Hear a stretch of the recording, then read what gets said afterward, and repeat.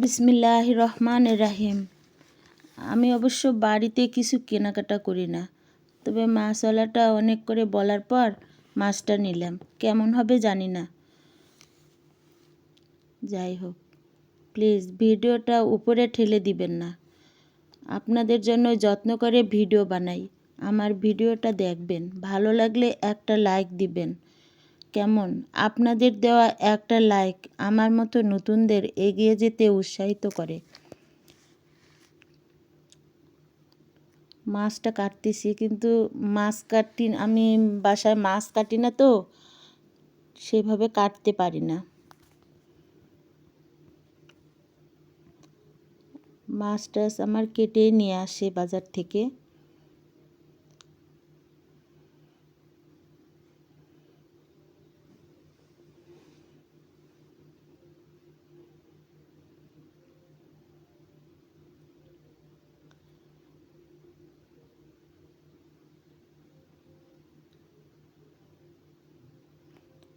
মাঝে মাঝে আমার মনটা অনেক খারাপ হয়, কারণ হচ্ছে কি, আমি ভিডিও দিচ্ছি, ছোট্ট একটা করে ভিডিও, আপনারা দেখেন না, এজন্য।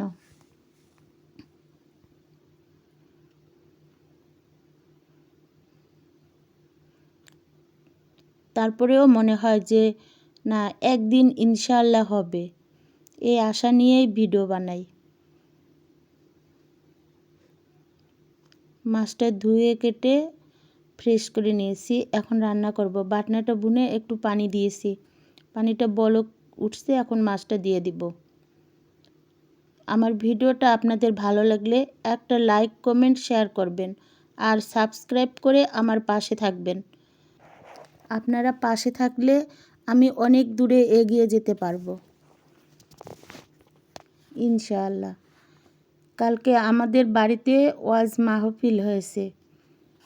এটা বাৎসরিক ওয়াজ মাহফিল প্রতি বছরে হয়। ওখান থেকে খাজা আর জিলাপি কিনেছিলাম। আমার রান্নাটা কমপ্লিট। আপনারা ভালো থাকবেন, আমার জন্য দোয়া করবেন। আল্লাহ হাফেজ।